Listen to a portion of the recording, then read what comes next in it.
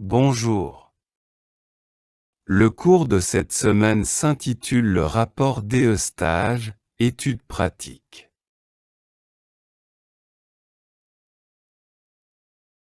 La pagination. Elle est continue et en chiffres arabes. Elle commence dès la page de garde sur laquelle néanmoins le numéro de page n'apparaît pas, comme sur les pages portant seulement un titre.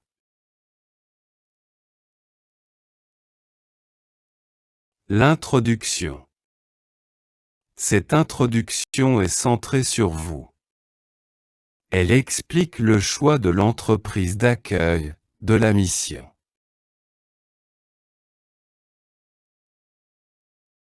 L'introduction à la mission.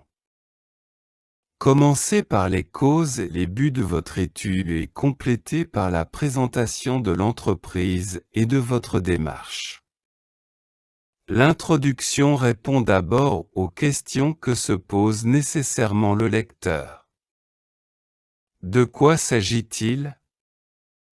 Indiquez le contexte de l'étude, l'entreprise, le secteur économique, médical, biologique, etc.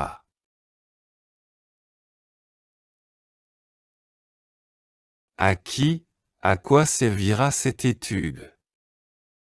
Indiquez les décisions qu'elle permettra de prendre ultérieurement, etc. Comment l'objectif sera-t-il atteint? Annoncez les grandes parties du plan. L'introduction proprement dite est suivie de la présentation de l'entreprise et de l'exposé méthodologique.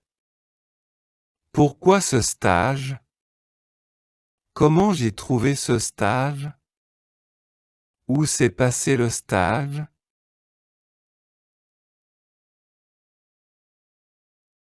La présentation de l'établissement.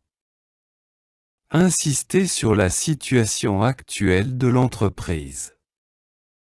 Un ou plusieurs documents internes ou externes à l'entreprise, et qui vous semblent particulièrement démonstratifs, peuvent être mis en annexe. Il s'agit de faire connaître brièvement l'entreprise en indiquant sa raison sociale, son adresse. Un bref historique faisant ressortir les évolutions essentielles.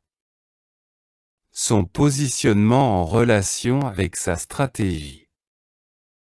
Les produits ou services proposés, ses débouchés. La présentation du service où est effectué le stage.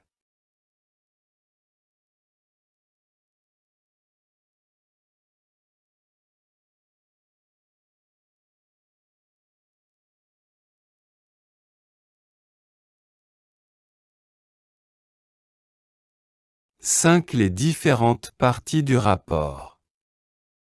5. La méthodologie. Elle formule les hypothèses de départ, quantifie éventuellement les objectifs, elle explique, à l'aide de références théoriques, le choix de la méthode et les moyens retenus. L'introduction à la mission a posé le problème, la méthodologie en développe le dernier point, elle indique comment vous avez décidé de procéder et pourquoi. Son objet est de valoriser votre travail en montrant le caractère réfléchi. Cette méthodologie peut être complétée ou remplacée par un exposé méthodologique plus détaillé en début de partie et de chapitre, en particulier si vous avez réalisé plusieurs missions ou si les choix commentés ne concernent qu'une action décrite vers la fin du rapport.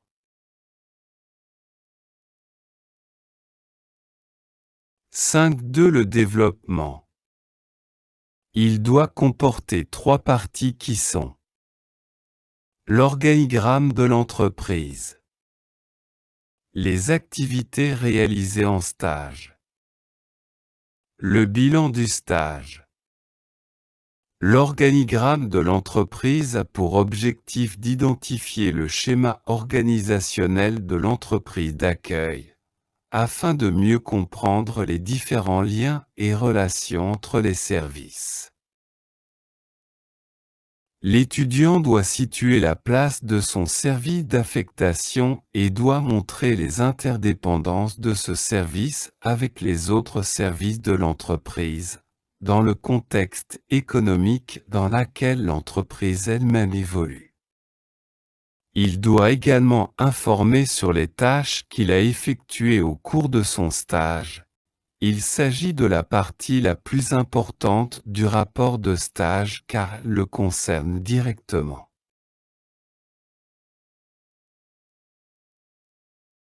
Il mentionnera sa mission, son rôle au sein du service concerné, les tâches effectuées et les résultats obtenus. Enfin, l'étudiant doit conclure le développement sur un bilan, celui de sa mission. Qu'est-ce que le stage a apporté sur le plan personnel? Point de vue personnel, confiance, assurance, choix d'orientation. Quelles ont été les difficultés rencontrées au cours du stage? Cette liste n'est évidemment pas exhaustive.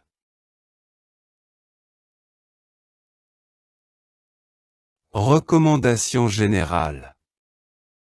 Ne racontez pas ce que vous avez fait, expliquez toujours pourquoi vous faites ce que vous faites. 1. Une description de la situation, menée avec objectivité et précision. 2. Des hypothèses de travail, fondées sur des considérations théoriques. 3. La présentation précise et sélective de l'application de la méthode. 4. Les résultats sous forme de tableaux, de graphiques, suivis d'une analyse. 5. Les commentaires, justifiez vos affirmations.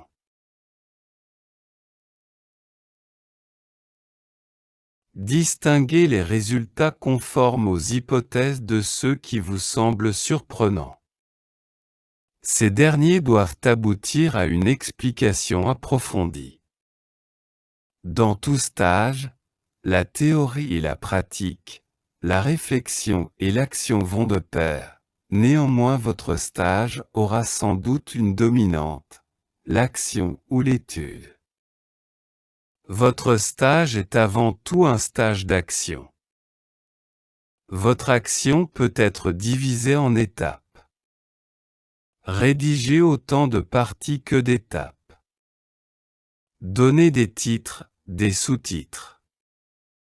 Indiquez pour chaque action son but, le moyen utilisé, faites un bilan.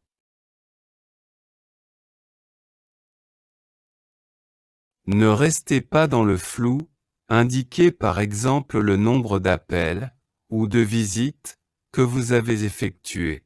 Analysez les résultats. Votre stage est avant tout un stage d'étude. Choisissez la meilleure façon de présenter les résultats. Un questionnaire n'est pas composé de questions indépendantes. Les questions se complètent. Commentez-les globalement d'abord, puis affinez l'analyse, grâce au tri croisé, section par section. Faites alterner analyse détaillée et synthèse. Explicitez vos idées. Regroupez vos propositions par thème, ordonnez-les par ordre d'importance décroissant ou par ordre d'urgence.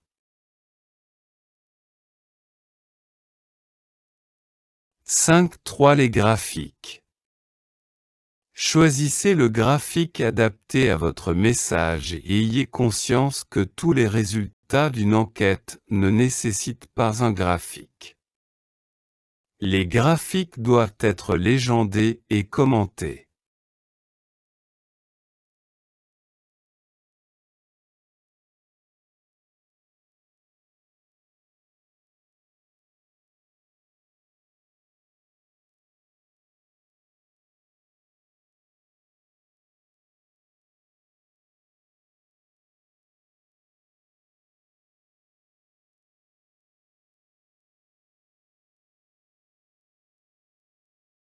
5.5 Les transitions. Récapitulez en fin de chapitre ce qui a été dit d'essentiel. Cela permet au rédacteur de ne pas perdre le fil du raisonnement. Cette synthèse partielle peut être en caractères gras et encadrée.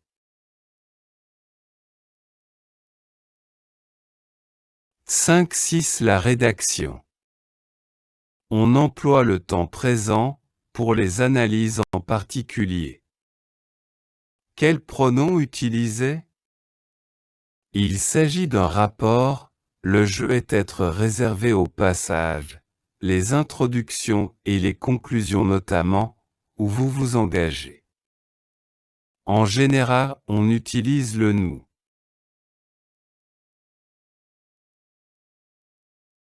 5.7 La typographique. Le numéro de la page est le plus souvent placé en bas au milieu. Limitez l'emploi des encres de couleur. Utilisez la police Times New Roman, taille 12, sauf les titres, avec interligne 1,5 cm sauf pour la couverture. Les titres ne dépassent pas à taille 14.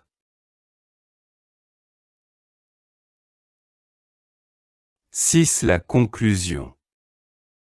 6 La conclusion de la mission. Répondez aux deux questions que se pose désormais votre lecteur.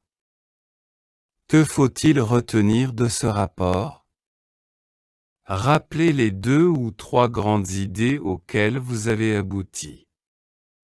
Si l'objectif que vous vous étiez fixé au départ n'a pas été atteint, expliquez pourquoi et efforcez-vous de dégager les points positifs.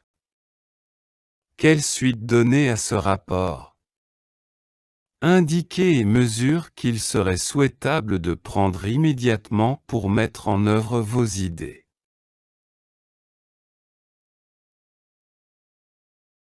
Attirez l'attention sur les conséquences à moyen terme que la mise en application de vos idées peut entraîner et que la durée de votre stage ne vous a pas permis d'étudier en détail. Replacez, enfin, votre mission dans un contexte plus large.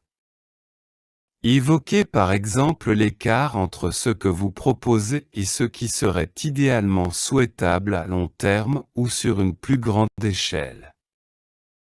Dans la conclusion du stage, replacez le stage dans la formation universitaire, faites un bilan personnel.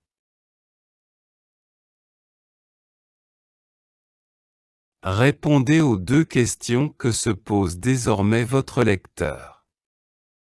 Que faut-il retenir de ce rapport? Rappelez les 2 ou 3 grandes idées auxquelles vous avez abouti.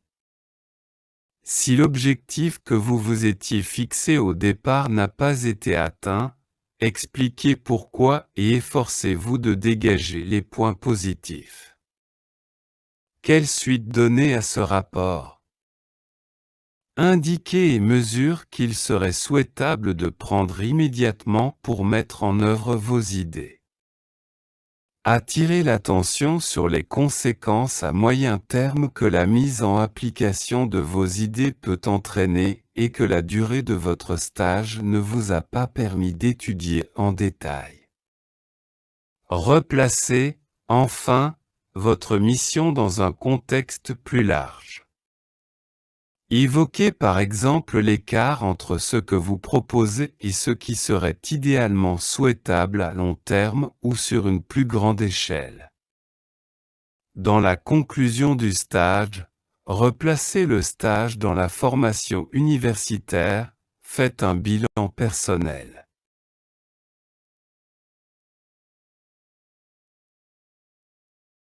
7 Les annexes. En annexe, sont placés les documents bruts qui permettent de comprendre comment vous avez travaillé que mettre en annexe. Les documents auxquels il est fait allusion plusieurs fois au cours du développement, une carte par exemple. les informations détaillées et non essentielles à la compréhension du texte principal. Des exemples des documents de travail qui vous ont permis de parvenir aux résultats présentés dans le développement. Chaque annexe doit commencer sur une nouvelle page. Présentez les annexes sur une double page si nécessaire. Le lecteur ne doit pas avoir à tourner le rapport. Chaque annexe est identifiée par une lettre majuscule et possède un titre.